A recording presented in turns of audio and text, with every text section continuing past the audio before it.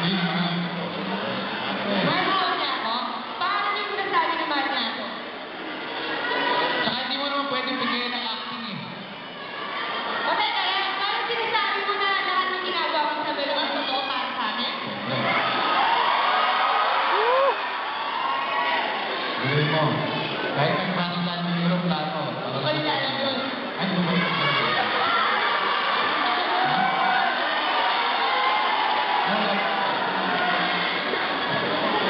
Ay, dali lang. Ano mo naman?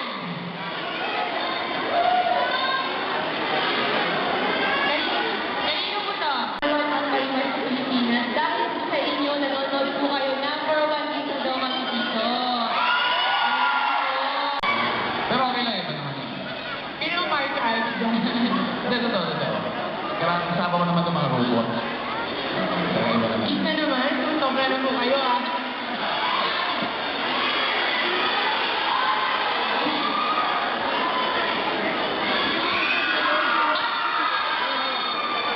Bakit di ba po ako seryo? Baliktad naman.